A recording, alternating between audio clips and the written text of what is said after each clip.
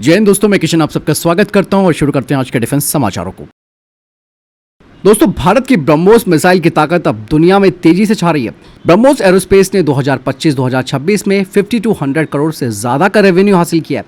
यानी कि भारत की सबसे ताकतवर मिसाइल ब्रह्मोस मिसाइल अब सिर्फ एक ताकत नहीं है, बल्कि भारत को आर्थिक रूप से भी मजबूती दे रही है।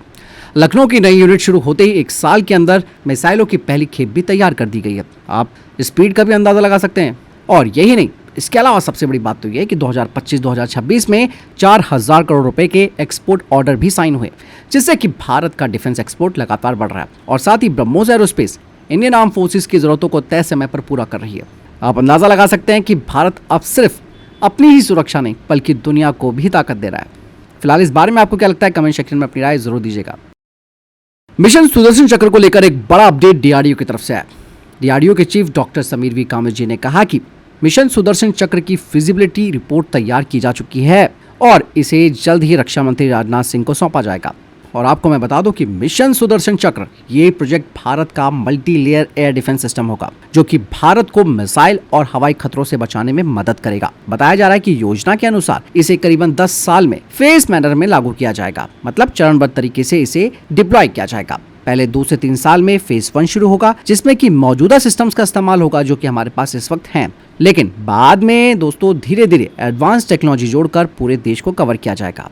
यानी कि भारत अब खुद का अपना आयरन डोम बना रहा है, जो कि आयरन डोम कहना यहाँ पर गलत भी होगा, बिकॉज ऑफ द रीजन कि आयरन डोम कुछ हद तक ही एक स्पेसिफाइड क्षेत्र को ही कवर कर सकता है, लेकिन भारत का ये जो आयरन डोम होगा वो पूरे भारत को कवर करेगा। और इसे आयरन डोम की जगह अगर गोल्डन डोम कहा जाए, जैसे कि यूएस कर रहा है, तो ये नाम भी यहाँ पर फिट बैठता है। वहीं दोस्तों, भारत की CSIR नेशनल एरोस्पेस लेबोरेटरीज ने HAL तेजस मार्क 2 के लिए पहला composite centre fuselage section deliver कर दिया है। और ये पार्ट तेजस मार्क 2 के दूसरे प्रोटोटाइप के लिए, जिसे कि एरोनॉटिकल डेवलपमेंट एजेंसी और HAL मिलकर बना रहे हैं। यहाँ पर मैं आपको बता दूं कि ये जो फ्यूजलाज है, ये जेट का सबसे महत्वपूर्ण हिस्सा होता है, जहाँ से स्ट्रेंथ, फ्यूल और सिस्टम सब कुछ जुड़े होते हैं। और अब इसमें एडवांस कंपोजिट मटेरियल का इस्तेमाल हो रहा है, जिससे कि वजन कम होगा, ताकत बढ़ेगी और परफॉर्मेंस बेहतर होगी। और सबसे इंटरेस्टिंग बात तो यहाँ पर यह है कि अब भारत केवल दोस्तों एक ही कंपनी पर निर्भर नहीं है, बल्कि पूरा डोमेस्टिक एरोस्पेस इकोसिस्टम तैयार कर रहा है। और यही टेक्नोलॉजी आगे चलकर एमका जैसे 5th जनरेशन फाइटर जेट में भी काम आएगी। तो यहाँ पर यह बात साफ हो जाती है कि भारत का फाइटर जेट प्रोग्राम अब तेजी से नेक्स्ट लेवल पर जा रहा है। इसके अलावा घातक यूकैफ को लेकर भी एक बड़ी अपडेट डीआरडीओ की तरफ से आ चुकी है। डीआरडीओ के chief doctor Sameer V Kamat ji ने कंफर्म किया है कि घातक यूकैफ एक 13 टन का स्टेल्थ कॉम्बैट ड्रोन होने वाला है, जिसका साइज तेजस फाइटर जितना होगा। और इसमें लगेगा कावेरी का डेरिवेटिव, जो इसे बेहतर रेंज देगा, बेहतर एफिशिएंसी देगा और इसका हीट सिग्नेचर भी कम होगा। मतलब ये दुश्मन के रडार से आसानी से बच सकता है। और सबसे इंपॉर्टेंट बात तो ये है कि घातक यूकैफ में दोस्तों इंटरनल वेपन भी होगा, जिससे कि ये यूकैफ बिना दिखे सटीक हमला भी कर सकता है। और ये यूकैफ पूरी तरह ऑटोनोमस स्ट्राइक मिशन के लिए डिजाइन किया जा रहा है, जिसका मतलब है कि पायलट की जरूरत नहीं पड़ेगी। यहाँ पर मैं आपको एक चीज बता दूं कि देखिए, ये प्रोजेक्ट ऑलरेडी हमारे चल रहे हैं, लेकिन अपडेट क्या हो रहा है, क्या चीज यहाँ पर कंफर्म हो रही है, ये भी हमें साथ के साथ जानना जरूरी होता है। तो ऐसे में जो डीआरडीओ के चीफ है, वो इन बातों को सामने लेकर आ रहे हैं, जो कि इन खबरों को और ज्यादा पुख्ता बनाती हैं। अग्नि 6 को लेकर भी एक बड़ा अपडेट दिया है डीआरडीओ के चीफ ने। उन्होंने कहा कि भारत सरकार अगर हरी झंडी दे देती है तो अग्नि 6 को तुरंत डेवलप किया जा सकता है। और यही नहीं, ये मिसाइल मौजूदा अग्नि 5 से काफी ज्यादा एडवांस होगी। बताया जा रहा है कि ये लंबी रेंज की मिसाइल होगी, MIRV टेक्नोलॉजी से लैस होगी और इसमें बेहतर सर्वाइविलिटी जैसे फीचर्स भी हो सकते हैं। मतलब दुश्मन के डिफेंस सिस्टम को ये आसानी से चकमा दे सकती है। और सबसे बड़ी बात मैं आपको बता दूं कि डीआरडीओ पहले से ही जरूरी टेक्नोलॉजी पर काम कर चुका है, बस इंतजार सरकार के फैसले का है। तो आप समझ सकते हैं कि भारत की स्ट्रैटेजिक ताकत दोस्तों और भी खतरनाक लेवल पर जाने वाली है। फिलहाल आपको क्या लगता है, कमेंट सेक्शन में जरूर बताइएगा।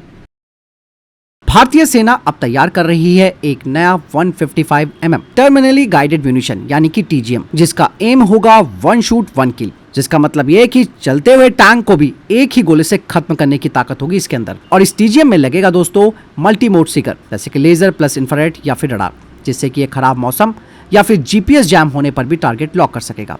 इसकी एक्यूरेसी 1 मीटर से भी कम एरर की होगी और ये जो स्मार्ट एमुनेशन है 155 mm का, इसे K9 वजटी, ATAGS और M777 हविल्जर जैसे गनों से फायर किया जा सकता है। यहाँ पर अब आप समझ सकते हैं कि हमारी आर्टिलरी सिर्फ एरिया अटैक नहीं बल्कि प्रिसीजन स्ट्राइक वेपन बन रही है, और अगर दुश्मन का टैंक कहीं भी छिपा होगा तो अब उसका बचना मुश्किल होगा।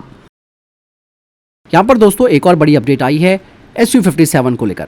अब आप ये मत बोलिएगा कि मैं बार बार Su-57 के बारे में क्यों बता रहा हूँ। दरअसल इस बारे में एक और रिपोर्ट सामने आई है जिसमें हवाला दिया गया है 2018 में, जब भारत ने सुखोई Su-57 प्रोजेक्ट छोड़ दिया था, जिसे कि FGFA के नाम से जाना जाता है। लेकिन दोस्तों अब कहा जा रहा है कि इसे नए अवतार में वापस लाने की तैयारी चल रही है। इस बार भारत का फोकस है ट्विन सीटर वेरिएंट पर, जिसमें कि भारत को मिल रहा है फुल टेक्नोलॉजी ट्रांसफर भी, और HAL भारत में ही इन फाइटर जेट्स का निर्माण करेगा, और साथ ही साथ S-70 अखौंतिक बी ड्रोन का भी लोकल प्रोडक्शन भारत में हो सकता है। और प्लान तो ये है 2030 में करीबन 40 फाइटर जेट्स की डिलीवरी हो सकती है, और ये प्रोजेक्ट भारत को अपने AMCA के तैयार होने तक एक मजबूत ब्रिज का काम करेगा। और यही नहीं, बताया तो ये भी जा रहा है कि ये भारत को 6th जनरेशन वॉरफेयर की तैयारी में भी आगे ले जाएगा, और आप अंदाजा लगा सकते हैं कि भारत की एयर पावर अब और भी हाईटेक होने वाली है। और Su-57 से जुड़ी हुई जितनी भी खबरें आई हैं और जितनी भी सरकार की तरफ से बातें कही गई हैं, कभी ना नहीं कहा गया है। आप समझ रहे हैं बात को? तो इशारे बहुत कुछ कह रहे हैं, और किस लेवल तक ये जा सकते हैं शायद हम और आप नहीं जानते होंगे, लेकिन भारत सरकार जरूर जानती है, क्योंकि राफाल फाइटर जेट काफ़ी महंगा पड़ रहा है। हमारे पास कोई सोर्स कोड का एक्सेस नहीं है। इवन फ्रांस भारत को सॉफ्टवेयर का भी एक्सेस देने से मना कर रहा है, और साथ ही साथ भारतीय मिसाइलों को लगाने में भी हिचक रहा है, और यही वजह है कि भारत एक अल्टरनेट ऑप्शन पर विचार कर रहा है। दोस्तों राफाल डील में एक बड़ा ट्विस्ट आ गया। आप सब जानते हैं कि भारतीय वायुसेना 114 राफाल फाइटर जेट खरीदना चाहती है, लेकिन यहाँ पर सबसे बड़ा ऑब्स्टेकल बन रहा है सॉफ्टवेयर कंट्रोल। यहाँ पर भारत चाहता है कि वो अपने हथियार इसमें जोड़े, जैसे कि रुद्रम और अस्त्रा मिसाइलों को, और वो भी सीधे तौर पर खुद से जोड़ सके। लेकिन दूसरी तरफ फ्रांस की company Dassault Aviation, Thales group और साफरान और इवन MBDA अपने इस फाइटर जेट का पूरा सॉफ्टवेयर कंट्रोल देने से हिचक रहे हैं, क्योंकि दोस्तों आज के फाइटर जेट सिर्फ मशीन नहीं है बल्कि कोड और टेक्नोलॉजी पर चलते हैं, और अगर हमें पूरा एक्सेस नहीं मिला तो हर अपग्रेड के लिए भारत को फ्रांस पर डिपेंड रहना पड़ेगा। और यही सवाल दोस्तों अब बन रहा है इस 3.25 लाख करोड़ की मेगा डील का सबसे बड़ा क्वेश्चन।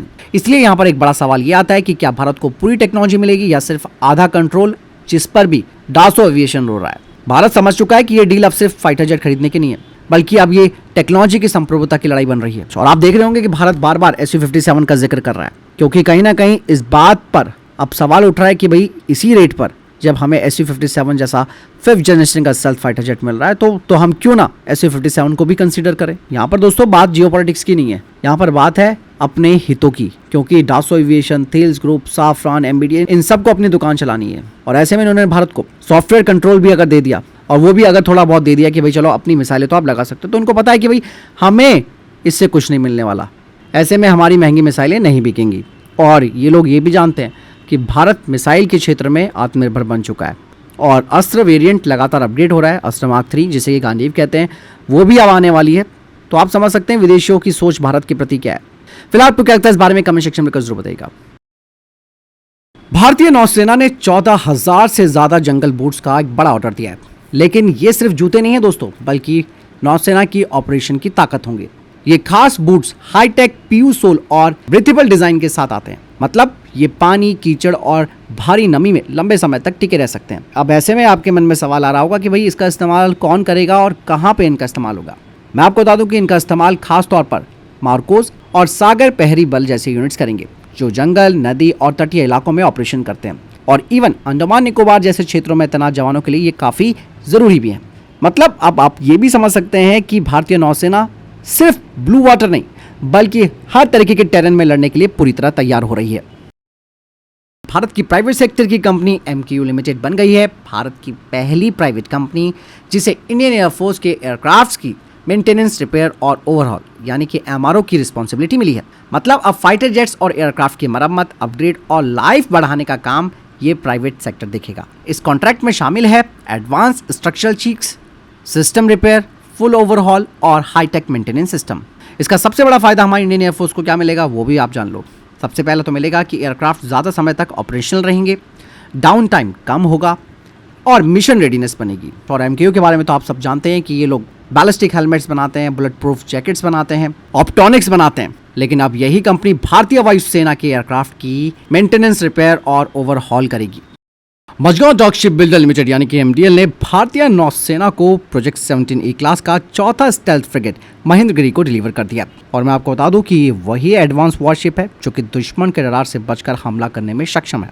और एक और इंटरेस्टिंग बात तो ये है कि दोस्तों ये जहाज पूरी तरह भारत में बना है और महेंद्रगिरी में अत्याधुनिक टेक्नोलॉजी लगाई गई है, जिससे कि भारतीय नौसेना की ताकत कई गुना बढ़ने वाली है। तो दोस्तों ये थे अभी तक के टॉप डिफेंस अपडेट। वीडियो के सामने कोई प्रश्न जवाब या आपका कोई सवाल है कमेंट सेक्शन में जरूर पूछेगा। वीडियो को लाइक और शेयर जरूर कीजिएगा। ख्याल रखिएगा अपना। जय हिंद, वंदे मातरम।